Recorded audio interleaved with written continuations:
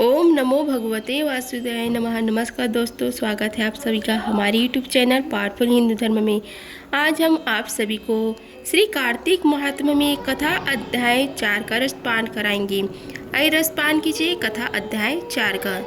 नारद जी ने कहा, ऐसे कहकर भगवान विष्णु मछली का रूप धारण करके आकाश से जल में गिरे।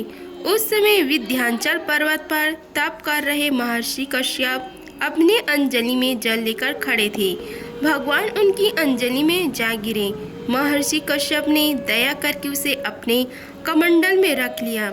मछली के थोड़ा बड़ा होने पर महर्षि कश्यप ने उसे कुएं में डाल दिया।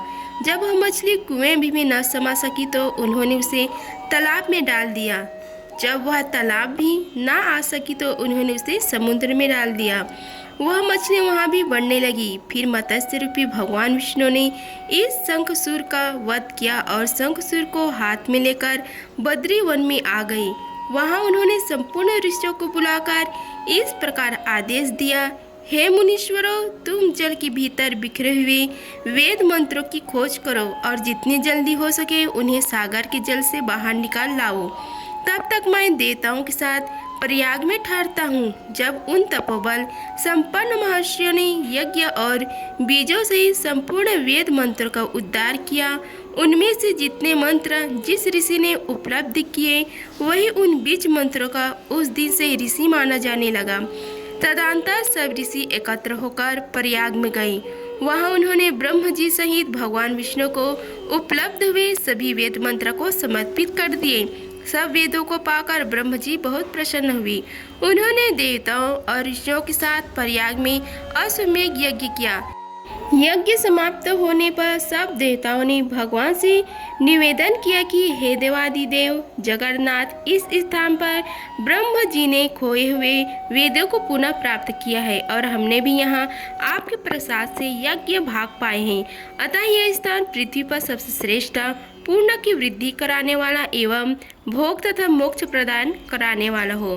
साथ ही यह समय भी महापूर्णमय और ब्रह्मघाती आदि महापापियों की भी शुद्धि कराने वाला हो तथा यह स्थान यहाँ दिए हुए दान को अक्षय बना देने वाला भी हो।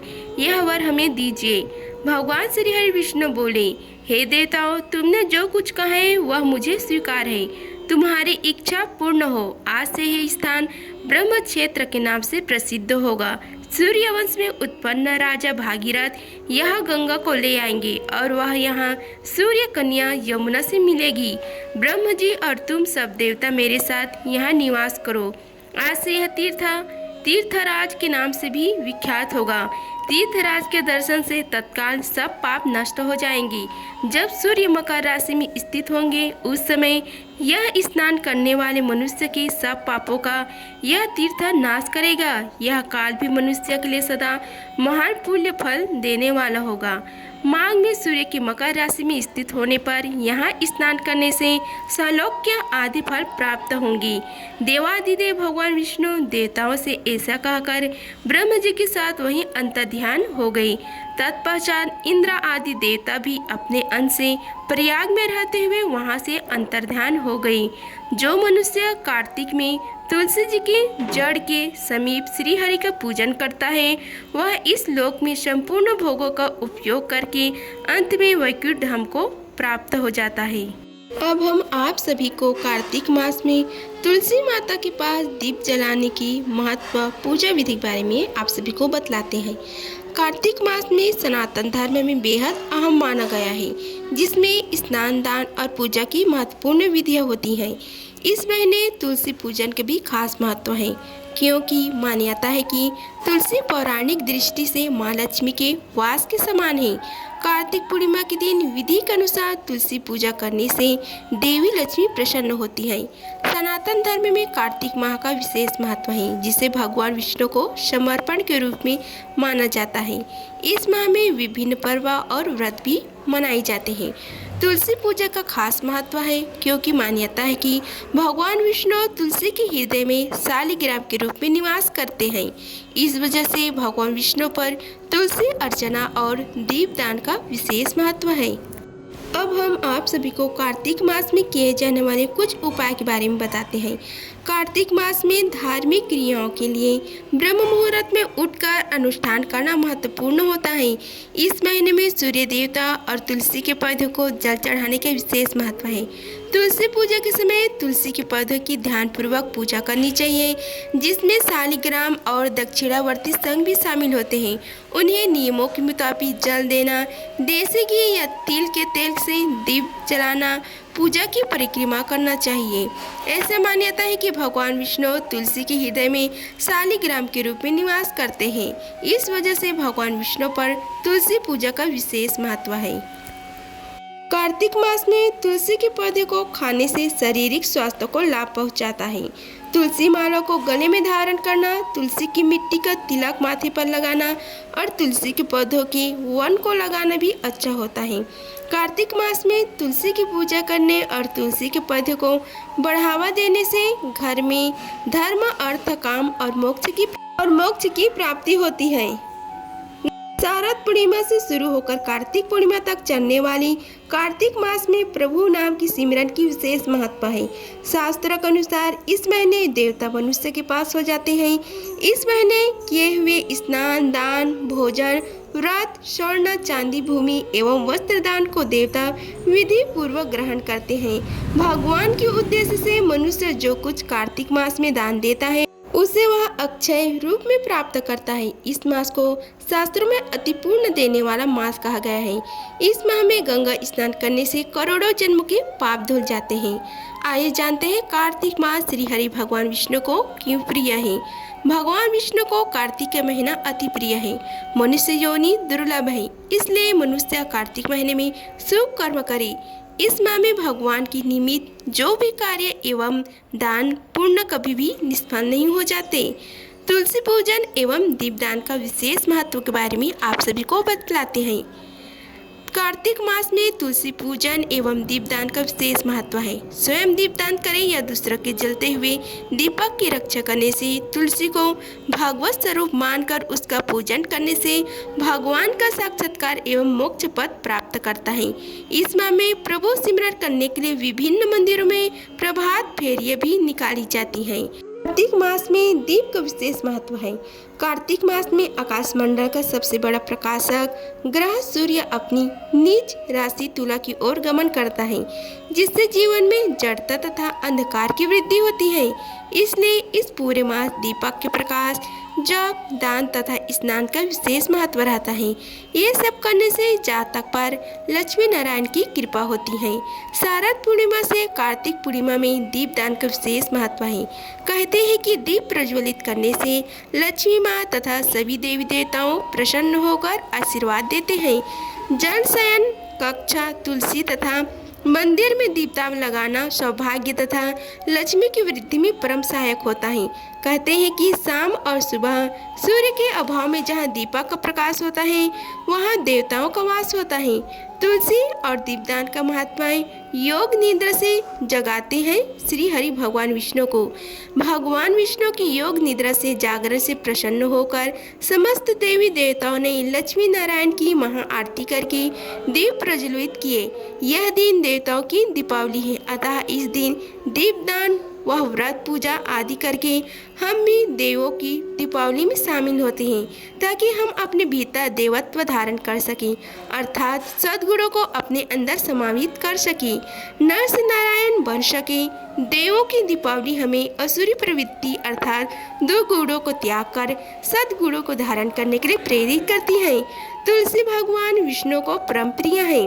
तुलसी पवित्रता तथा भगवान विष्णु की कृपा की परम कारक है। कार्तिक मास की एकादशी के दिन भगवान विष्णु निद्रा से जागते हैं। इस दिन तुलसी विवाह भी संपन्न किया जाता है। इसलिए कार्तिक मास में तुलसी सेवा विष्णु कृपा प्राप्ति के लिए सर्वश्रेष्ठ कार्य है। इसके अलावा दीपदान से महालक्ष्मी तथा सभी देवताओं की कृपा प्राप्ति होती है। ऐसा कहा गया है कि जो व्यक्ति कार्तिक मास में श्री केशव के निकट अखंड दीपदान करता है वह दिव्य कांति से युक्त हो जाता है।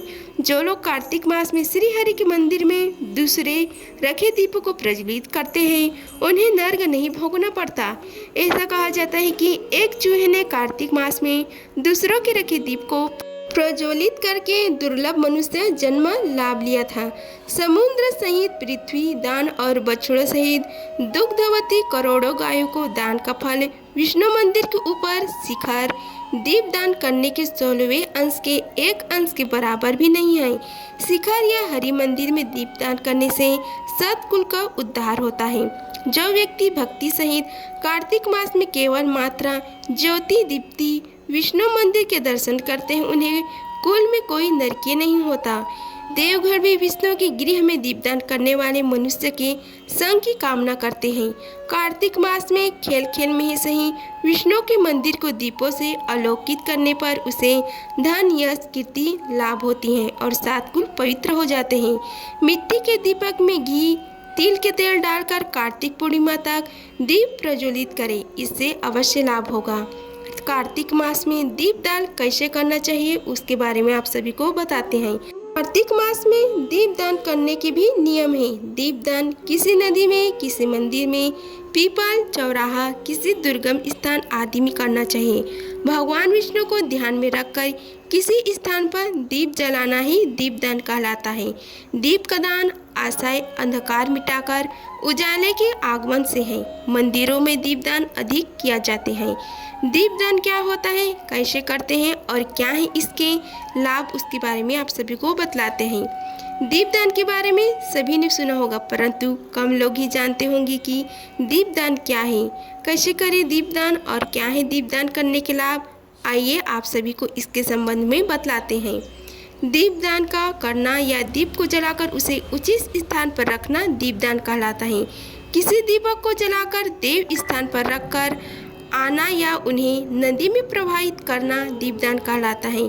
यह प्रभु के समक्ष निवेदन प्रकट करने का एक उपाय होता है।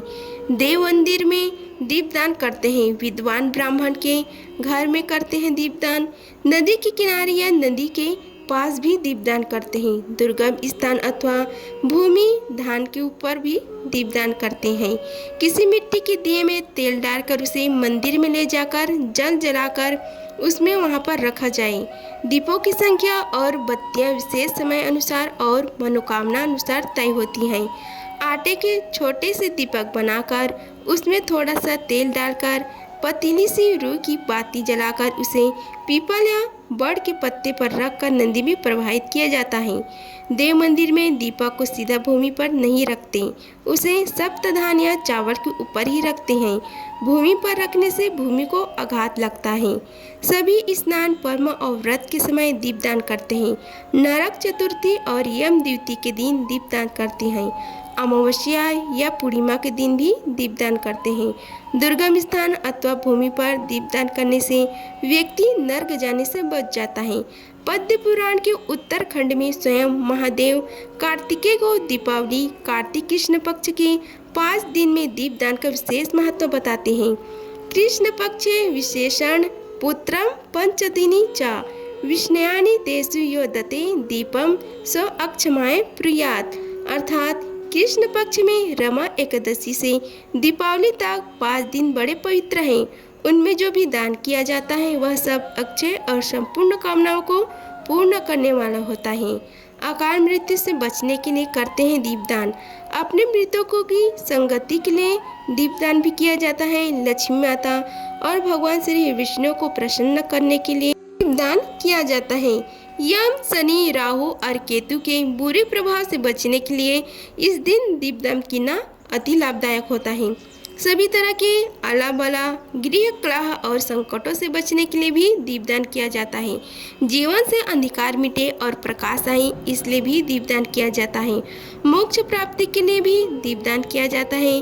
किसी भी तरह की पूजा या मंगलिक कार्य की सफलता हेतु भी दीपदान किया जाता है। घर में धन समृद्धि बनी रहे, इसलिए भी दीपदान करते हैं।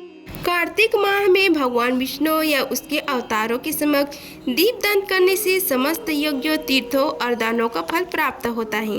अगर आप सभी को हमारी वीडियो अच्छी लगी होगी तो वीडियो को लाइक कीजिए, चैनल को सब्सक्राइब कीजिए और कमेंट बॉक्स में ओम नमो भगवते वासुदेवाय लिखिए। धन्यवाद। मिलते हैं अगले वीडियो में, तब तक के लिए जय श्री राधे कृष्णा।